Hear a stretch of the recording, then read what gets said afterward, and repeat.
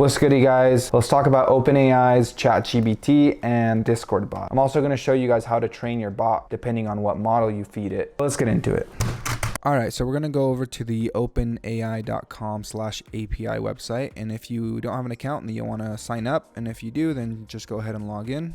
I'll log in with Google. And then once you're logged in, it'll take you over to this page. And what you'll do is go over to your profile. You'll go view API keys. And you'll create a new secret key. I already have one created here, but you'll want to create a new one. And then just save it somewhere and we're going to use it later. Okay, so we can check out the documentation here. Go down to making requests. And we're going to be using the create completion method. So here, completions. What we're going to be doing is using this code.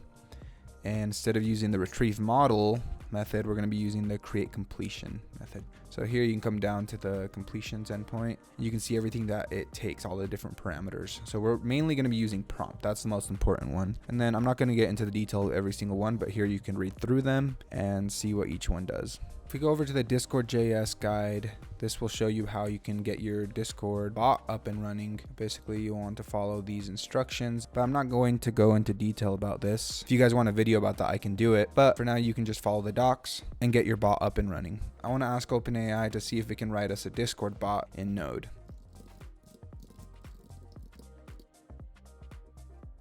So yeah, what it's doing for us here is a simpler version of what we're going to do.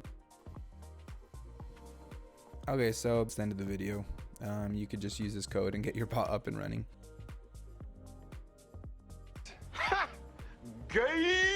Okay, so here I have my main Discord bot file. This just runs it and it's running it on my computer. And then here's your deploy commands file that you need to run every time you add a new command before you start running your Discord bot. And then here's a simple command that I did, COVID count for my area, which is Utah. So each command, it just needs to take data and then you give it a name, you give it description, and then you give it an asynchronous function that then replies with whatever you want it to. Okay, so you're going to need to add two different packages. You're going to need to do npm install discord.js, and then you also need to install OpenAI. Okay, so I'd also create a config.json file where you can hold all your different keys. So I have my Discord token key, and then here's my OpenAI key. And you should have your OpenAI key from before. So let's get into the ChatGPT command. So we're gonna need the /command builder method from Discord.js. And then we're also going to need configuration and OpenAI API from import statements. Okay, so and then equals require OpenAI. So these are the two most important packages we're going to be using. And then you'll also want to import your key from the config file.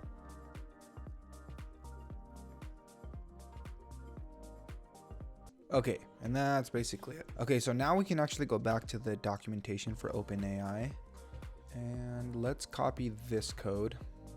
And we'll come and paste it right here. And we'll replace this line with our OpenAI key. Oh, and it also imported this line again, so we can just get rid of that. Okay, so here comes the main part of our command. So we'll say module.exports equals object. And here it'll have data. And here we'll say new /command builder. And then we'll say .set name. ChatGPT is what we'll name it. You can name this whatever you want. We'll set description. So we'll just say ChatGPT bot. And then we're going to add a string option. So this will make it so in your Discord bot, you can pass in a string, which is the string that will pass into the ChatGPT. So let's say option dot set name. And we'll name this prompt. So this is the prompt that the user is going to send us through the Discord interface. And then we can chain a .set description. And we'll say the prompt to echo back. Okay, let's just check I got this all right. Oh, so this actually needs to be right here.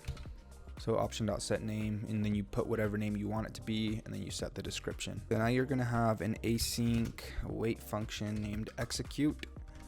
This function needs to be named execute. And in here, we'll say const completion is equal to basically this line. So we didn't need this here.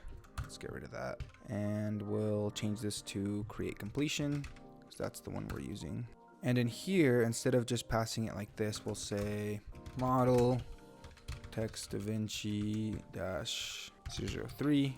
And prompt is equal to whatever the user passes in from the Discord API. So I forgot to pull that in. So we'll say const prompt is equal to interaction.options.getString. You'll say prompt. So this is getting this string here. And we'll say if that's null or undefined, just give us back an empty string. So now we can say prompt is prompt, and then let's just say max tokens is equal to 60 and temperature 0.